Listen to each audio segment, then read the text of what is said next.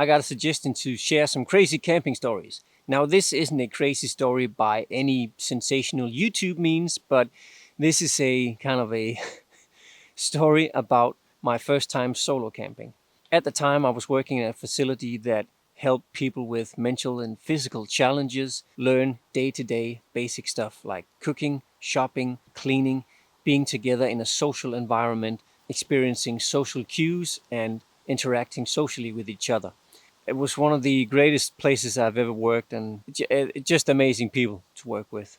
There was this older lady there with Down syndrome, and she had a very guttural, hearty laugh, like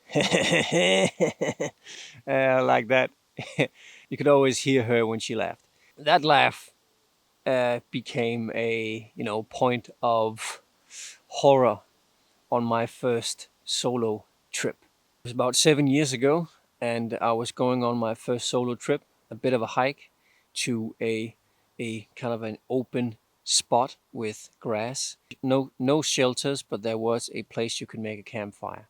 It was in late fall, so it got dark very quickly. I made my sleeping arrangement and an open tarp, kind of shaped like a C. So I had a ground sheet here, and it went up and down to a point here. So it went down to a point at about this, so I could still see the open grass area. I could see some embers from my fire I've had.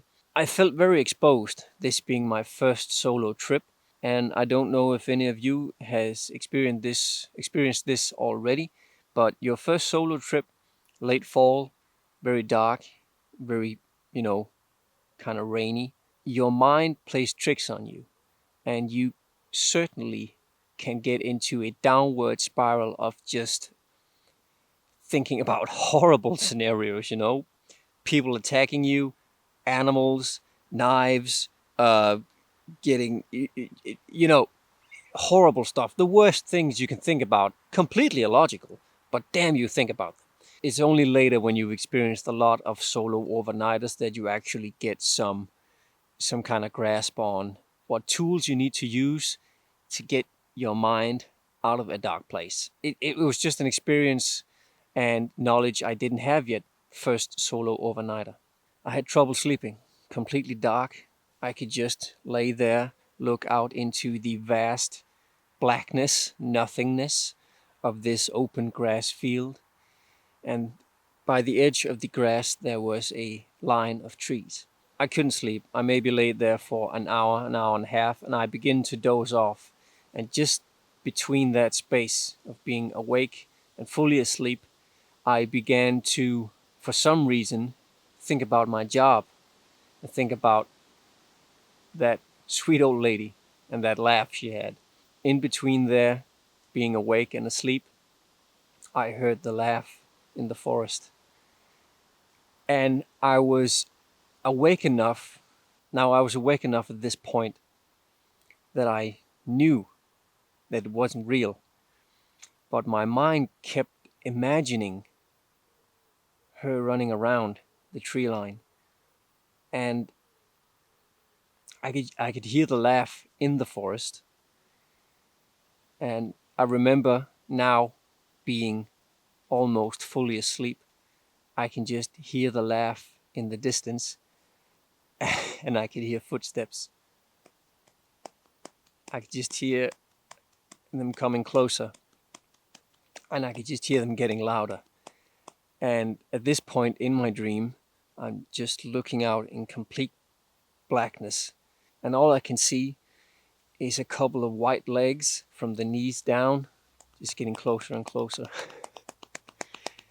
and just getting closer. And it stops, and I'm laying there completely silent in my dream. And she just swings her head down, looks straight at me, and she laughs right in my face. Man, I woke up so fast I almost gave my eyelids burn marks. It was one of the craziest feeling of unease and just pure horror, just to see those pale white feet sprinting towards me, disappearing, and then that face just popping right down from my top. Whoa. It took me a while to get back to sleep, honestly, but it was a great learning experience. When you've experienced a very shitty situation and a very shitty, you know, downward spiral of thinking, you can catch yourself in it, and you can say, hey, you're going down a path that is completely illogical right now. So calm down, grab some water, turn on your light maybe, and then just try to fall asleep again. So not really a crazy experience, but it's something that stuck with me. And imagining the whole scenario, I still get an adrenaline rush just by talking about it, because it was just damn, that was scary. But it turned out to be a very good trip. So if you want to hear some more stories that's just not about solo camping, but things I've experienced, please let me know in the comments. And if you have something crazy or something similar to this, or something wild like, you know, a canoe trip gone haywire or encounter with a wild animal, let me know in the comments. See you in the next one.